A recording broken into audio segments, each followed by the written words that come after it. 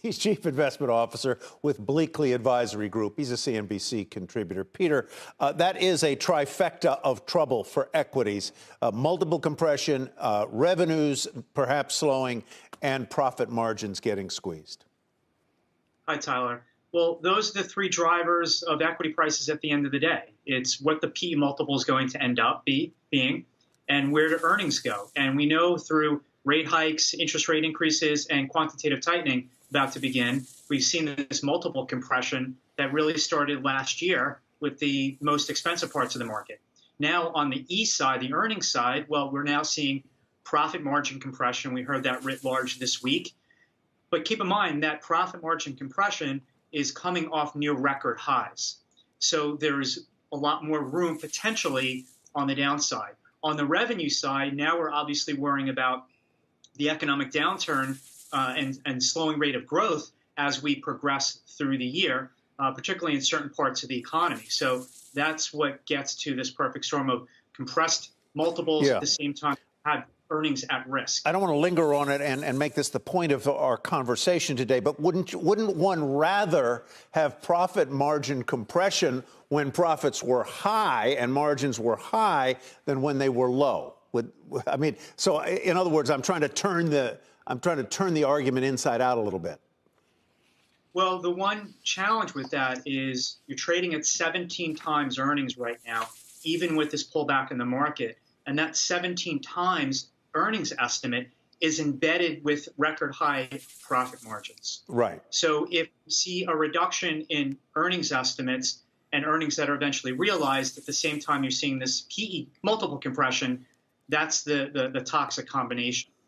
Peter, Jeremy Grantham last hour when we spoke said he would recommend resource names. He actually recommended climate change plays, basically thinks that that's going to be one area that does see huge top line growth in the decades you could call it ahead.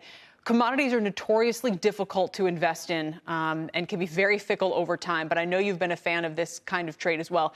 Can you give some people some specific ideas? I mean, should they buy companies, or are these names looking too crowded, or could energy have another couple of years to run? I mean, Pioneer today said they think oil is going to be over $100 a barrel for a couple of years.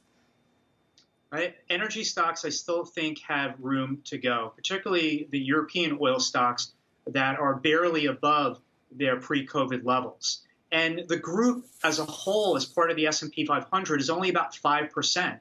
Which, while that's twice as much as where it bottomed out at, I think that ratio is going to go higher. So it's one of my highest conviction ideas, and I remain very bullish on precious metals. I just think it's a safer place to be in this very uncertain environment. Gold and silver, and you can buy that through ETFs or you can buy the individual miners. And with energy, I'd be buying the companies as opposed to speculating in the futures market on the actual price, which I do think will go higher. What would you say about the S&P 500 broadly right now?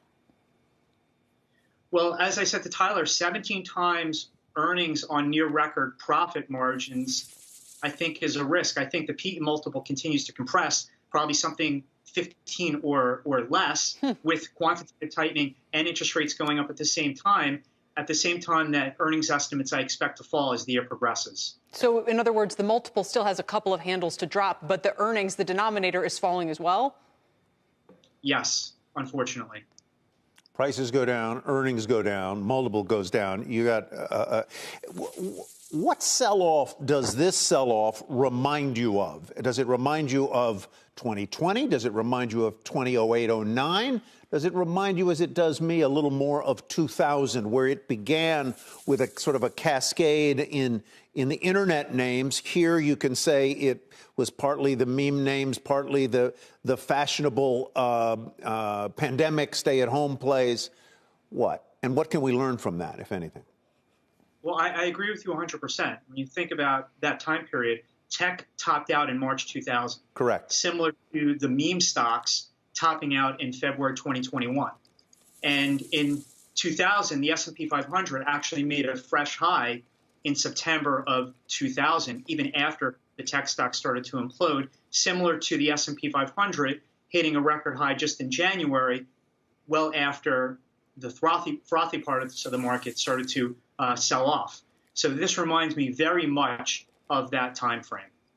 So what does that imply for the future and imply for how investors can both protect themselves and maybe shuttle into sectors of the market where they could eke out a little gain?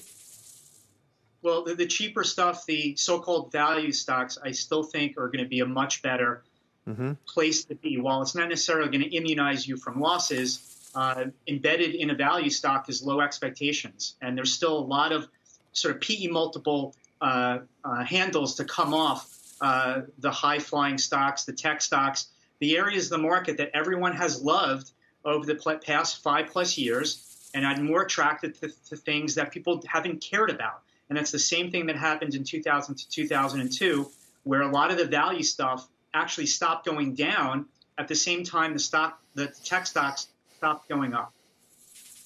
Peter, what do you think is the catalyst for this sudden return to the kind of capitulation moves we saw last week? Was it the comments from Powell yesterday that seemed to indicate he was going to stick with their plans for tightening and saw no reason yet to back off?